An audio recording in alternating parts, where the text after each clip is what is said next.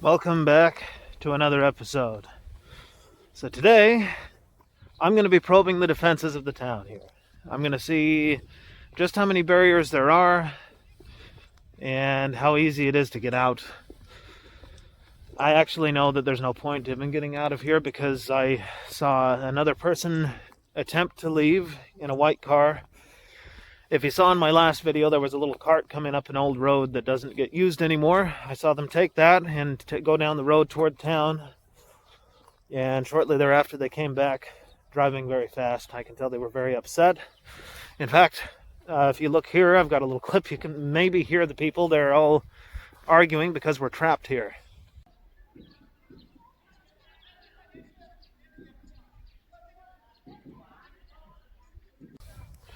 Now, for myself, this isn't really too big of a deal. I'll wait it out, and at the end, I haven't decided if I really want to stay in here anymore. I could go back to the United States, and I could run a business there just as well as I can here. And, well, I don't know. I just don't like the idea of being trapped by the government in a place. I'm not sick. None of us are sick, except for the guy, I call him Grandpa. He's very, very old. He has some serious health problems right now, and he hasn't been able to eat for 2 days. So normally we could just take him into the hospital and, they'd be able to fix him up. But unfortunately now they've trapped everybody in the town. So that situation is becoming pretty desperate. I don't know what to do. It's not like we can call an ambulance because they can't even get in here. They're not supposed to have locked down the town. Now I know that. That's not something from the central government. It's just something the local government decided to do. And I imagine scenarios like this are playing out all over China. I just can't believe this. There are people, in that case, dying, locked up in their houses that aren't sick with the virus. They're dying because they can't get necessary health, treatments and necessary supplies because of this lockdown. This is ridiculous. There's even things coming out from the local government on social media saying, like, if you leave, then you're basically endangering everybody else. But, he doesn't have the virus. He has other health problems. So, like I said, I imagine there are a lot of people out there dying simply because they can't get treatment for currently existing health problems. And I hope it doesn't come to that. If it gets really bad, then I may just run the blockade, I guess you could say. But that's what I'm doing right now, is probing the defenses. So we'll walk down this little dirt road and we'll see what we can see. Just so you can see, this is the road that I'm talking about. I can see the tire tracks from the car. This is what they attempted in a little car too, a little Volkswagen. Mine is at least like a little SUV, so it's got a bit better clearance. I imagine the paint will probably get tore up by these bushes and stuff, but, well, if that's what we have to do. The other option would be trying to drive around the giant dirt pile, but I need to find out if there are other dirt piles or something along the way and how much clearance there is. And even once I got to town, it sounds like they're preventing people from going anywhere anyway.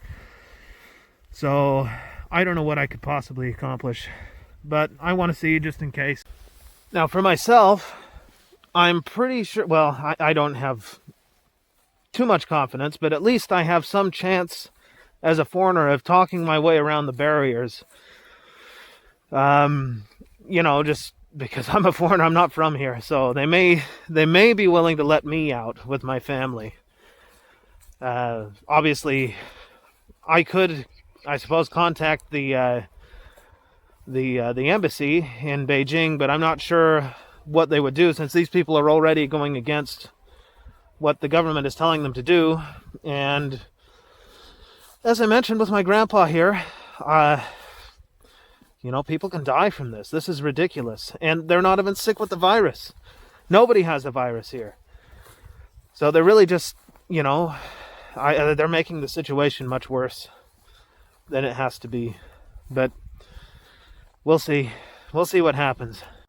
All right, so I have reached a concrete road. Still very narrow, but I'm going to walk out here and see. I'm pretty sure this is the concrete road that's just on the other side of the first barrier that I saw the other day. So I'm going to walk out and see what it's all about. I hear lots of fireworks going off. I'll have to ask my wife what that's about. If it's something to do with the New Year holiday, which I don't think it is, because that I am pretty sure should have been over by now. Everybody should have already gone back. Well, no, maybe I'm wrong. Maybe it's just now reaching the point where people are supposed to have started going back to work. But of course, nobody's going anywhere. So, well, anyway, I'm going to walk out here and we'll see if there are other barriers or if it's just the one. Even if it is, then I know they've got the town blocked off. But again, I'm a foreigner, so I may be able to talk my way around those barriers and they may let me out. So if I had to, then we can get Grandpa out of here and to where he can get some kind of medical treatment. At least I hope so. I don't know what's available now with this virus thing going on. Everything might be tied up with people, all the people that they got scared and sent them to the hospital for observation. So we'll see. You can see how this has become really bad. So people that need medical treatment that aren't sick with the virus, now it's not available. Nothing can get in. I don't know. Like I said, if it comes down to it, 2 days without food for an old man in his 80s, I just don't think that can continue at this point. This is becoming dangerous. But let's walk out here and see what we can see. All right, so this does go out to the other side of the first barrier. I see a bunch of the local officials watching on the other side here, so I don't know if I want them to see me walking up onto this thing. I may go back up into the fields and see if I can find another dirt path that goes back out to see what I can see. Well, to hell with them. I'm going to walk up here and see what I can see. They know me. They're not going to keep me from coming back in.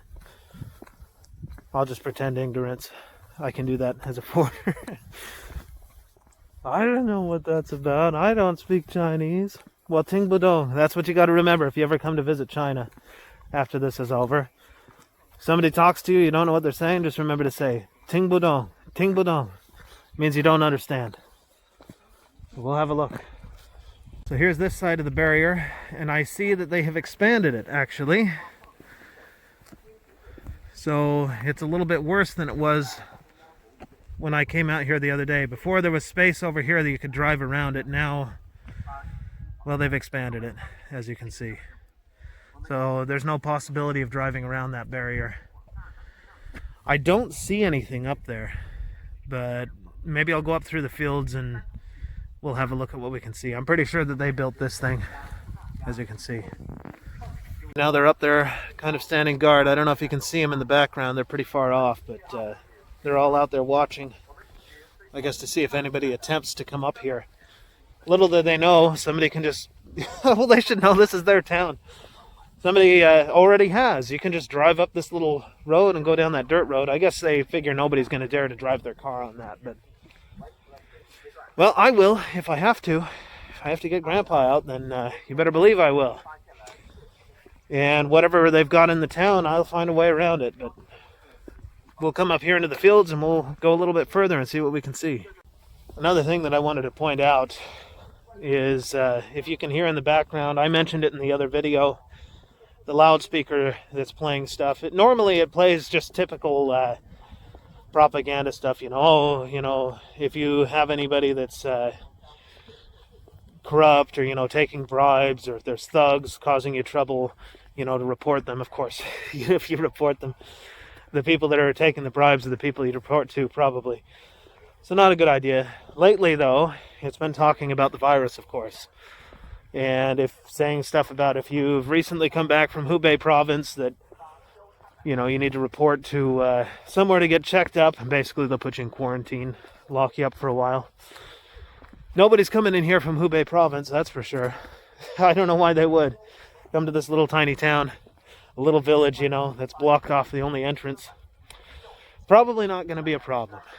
I actually just heard a story about a guy from Hubei province. He's been driving around on the freeways for a while. Nobody will let him into their cities, so he goes to the exit and a bunch of police come around and ask him what it's all about and basically tell him he can't get off the freeway. So he's just been going around on the freeways, on the toll roads, they're all toll, and basically sleeping at rest areas. He can't go anywhere. He's saying, before this happened, nobody ever cared much about me. Now they all care about me, but I can't go anywhere. I'm just stuck on the freeway. Kind of funny. A little bit of comedy in this, this whatever it is, this nightmare. And like I said, I'm fine, my family's fine, but Grandpa is not. So I just hope that I hope he's able to get better. But I don't know. I really don't see that being the case. I think he's going to have medical treatment before he can get any better. So hopefully we can get this figured out. Some way to get him out to get some medical treatment, so he'll be all right. We go down this little road. Now I call this a road. It's not actually a road. This is just, if you look, it's like the raised part between the rice paddies and fields, so they can fill them up with water. This one is a little wider than the others. I mean, there's really narrow ones that sometimes I've gone out on, but that's really all it is, so that they can maybe get like a little tractor through here or something. But yep, just a little raised area between the fields. I'll show you the road here. The road. There you can have a look. Like I said, it's just the little raised area between the fields. I wouldn't want to have to take my car on this, but if I have to, I guess we have to. That looks like that's going to be the only way out, if it comes down to it. Obviously an ambulance isn't going to be able to get in here. I guess we'll see what can happen if they can even get up to that first barrier that I mentioned. Now, as I said, I'm walking out to find out if there's other barriers that I can see, or if it's just blocked off at the town. Now I know that this first barrier that I encountered is just from the village itself. They put that up there to block people from coming in because they're terrified, I guess, of zombies coming to attack the town. But in the meantime, they're risking their own people's lives and preventing them from getting medical care. So while I understand they're afraid of the virus, it doesn't make sense when their own villagers are going to die as a result of the stupid barrier. So we'll see. Well, I've gotten out here pretty far and I don't see another barrier. I'm thinking it's probably possible to get into the town, or at least up to the town. I'd make a go of it if I have to. Although I do see people from another village, it looks like, on the lookout over here, so who knows? Maybe they've got it blocked off this way as well. Now that I think of it, I think I can see another giant dirt pile. Maybe I'll get off on one of these little raised sections over here to see if I can have a look. Yeah, actually it looks like they've got it blocked off down here. Boy, these people, I don't know what we would do if it comes down to it. Oh boy, yeah, I think that they're right. There's another barrier up here. See if I can get a better look. Yeah, I can see the other dirt pile. It looks like it's even bigger than the one that I encountered over here by our village. I'm gonna go along this little raised area and see if I can get you a view of it. But I don't think anybody's gonna be able to drive out here. Walk out on this. A lot of mud. You'd be barely able to see it in the video if I do this. But here in a second I'll turn this around and you'll be able to see. Possibly. Let me turn it around and see if you can see anything. Might have to look close. You see the cell phone tower thing there. If you come down, follow it to its base, and then just barely to the left of it, you can see a little pile. From this distance, it looks like a little pile, but it's actually quite large. So it looks like they've got the road blocked off down there. I don't think that driving out is going to be possible. That's a pretty big pile. And just to give you an idea of how close it is, there's the village. The road follows along there. You can see it's on the other side of this little pond and embankment down there, and you can see the town is just over there. It's not far, but well, I guess it's just far enough that it's not possible to drive over there. I might do a little bit more poking around and see what I can find out, but right now it's not looking good. Now, I did see some people walking along the road coming back from toward town. I don't know what they would do over there. They were probably looking for medicine, to be honest, because the supermarket's closed. I don't know what else you could possibly be going into town for. There's no market, no open market for sure. And, well, even if it's not the virus, I mean, this is the flu season, cold and flu season, so yeah, people are going to get sick. And as I mentioned, the situation with Grandpa isn't sounding very good. I hope he'll be all right. I'll have to do some looking to see what I can do. What we can do. I don't see how an ambulance is going to be able to get in here. I would hope they would. I mean, gosh, if I have to carry him out, I guess I'd do that, but we'll see. The way they've blocked it off, this really it doesn't help anything. There's nobody going to be coming in here that's sick anyway. Why would they come to this little village, you know? It really feels like they're setting up for the zombie apocalypse. Like they think, you know, hordes of zombies from the virus are going to be coming in to attack the town, so they've got to put up defenses and stand guard. It's really ridiculous. I don't see how this helps anybody. In fact, as we can see, it's doing the opposite. It's putting people's lives in danger. Just can't believe it. I don't know how clearly you can see it, but let me move a little bit here. From where I'm at, I can see that they have erected a little concrete block barrier to keep cars from going out, and they've got a couple people sitting there standing guard. It should be right in the center of the screen now. Just, at least I think that's what that is, unless my vision is so bad. Now I'm pretty sure that's two people sitting there standing guard, trying to prevent anybody from coming out or going in. This is just ridiculous. And again, I understand they're scared, but this is really strange breakdown of society here. It's really putting people's lives at risk for other reasons that aren't even related to the virus. Just would this happen in America? I don't know.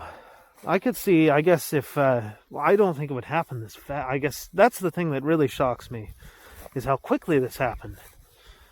You know, this is a modern, orderly society, and it's already come down to this, where every little village is, you know, on their own trying to protect themselves from this virus, to the point that they're erecting barricades. It all happened so fast. I mean, I think I heard something about, you know, the virus, some little thing online about the virus in Wuhan just before we went on vacation. And then, well, while we were there, you know, by the time it was New Year Day, everything had already started to go. And, you know, it still wasn't like you can't go anywhere. It was just, they were talking about locking down Wuhan, and it all progressed so fast. And now it's come down to this. And like I said, this is a very modern and very organized society, and look how quickly it's come down to this. Every little community for itself, to the point where people with medical conditions are now facing this. And I'm sure that we're not the only ones. There's a lot of old people in China, a lot of people with medical problems, and if you're locked up in your house and you don't have access to oxygen or an IV or whatever you need, then well, you're done.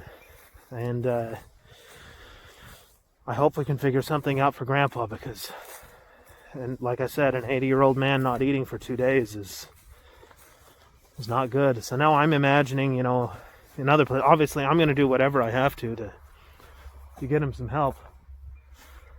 I'm just picturing other people, being locked in their houses with dead people, loved ones that have passed away from some medical condition because they can't get out. This really makes me wonder about, how bad is it in Wuhan? They can't even leave their houses.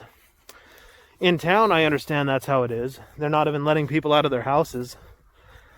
Out here, I can at least walk around, but, in Wuhan, I'm just picturing this, people locked in their houses with dead family members, and this is a really bad situation. I know I try to be positive in the videos, but this current situation is really making me wonder, just how bad this is going to be. How long can this last? They're talking about the end of the month, next month, finally being able to move freely again and go back to work. That's obviously not going to be good. It's not going to be good for the economy. I heard in some of the comments, if you're watching, in New Zealand and some other places where the local economy is dependent on trade with China, this is really bringing the hurt on. And I'm sure it is here. They've already been through quite a bit. Economic slowdown, a trade war that hasn't been good for the economy. And now this, at a time when things already shut down for the holiday, and now extending it even further. As I mentioned, when this is over, I imagine a lot of the places that I used to go, the little restaurants and things, they're not going to open back up. There's a lot of schools. They have these private schools out here where they teach English. If you're an English teacher out here, you probably know about it. Some of them are probably not going to open up. I mean, that might be it.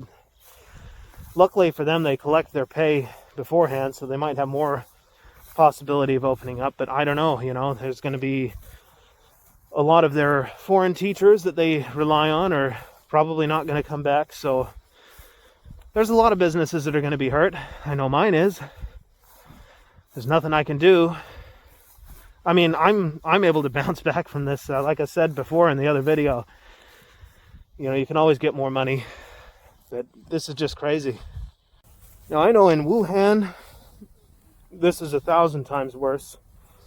And I really am picturing, and maybe not, like I said, not necessarily from the virus, but just people locked in their houses with dead family members. And there's no resources to be able to manage that now because it's all being, this is just crazy. I hope that other governments are paying attention to this. I mean, not me, but, what's happening here in China and preparing, because if the outbreak comes to your country and it spreads like this, you've got to be prepared. You really do. I'm not, gosh, you look at my situation here. If we weren't where we are, with a lot of food, this could be a lot worse. We at least have food. I can at least move around, but just imagine, if you're living in a big city and everything gets shut down, you can't go buy food. The government's not going to have the resources to be able to bring, supplies to you and to everybody in the whole place, especially like in Wuhan. There's like 11 million people living there. So how in the world would the government have the resources to be able to provide for all those people? It's just not possible. And if you're getting, thousands and thousands of people with some illness, and this is just the people that are going into the hospital, those ones are probably going to need oxygen, and you can't tell me that there's going to be, enough room for 30,000 patients needing oxygen. It's just crazy. But the worst thing to me is just imagining all these people locked in their houses with, family members in critical health conditions and possibly dying. It's just unreal. So I hope that the people are prepared, even if it is just for 2 weeks. You know, make sure you've got something, canned food. I don't know, water. Water is very important. You're going to need that. If you have a medical condition, well, you make sure you've got what you need, just in case. Make sure you've got some first aid supplies, that sort of thing, because now I don't think it's going to come to that in other places, but as you can see, the way they're locking it down here, those things are very essential. So hopefully this can get under control. Now, you know, more than just like it's inconvenient and boring, but because this is now life-threatening for some people, especially, you know, Grandpa. Well, I think this is already going to be a long video for today, so I better cut it here and start putting it together, because I know it's going to take hours and hours to get it uploaded, if I even can. If you don't see this, then I guess, well, hopefully I'll at least be able to get a connection good enough to comment if people ask, but I'm going to do my best to get it loaded up and let you guys see what's going on, hear about the updates. When this is all over, I'll be looking forward to getting out of this place and hopefully having life go back to normal. And I'll have to ask my wife what these fireworks are all about, but anyway, I guess we'll see you in the next one.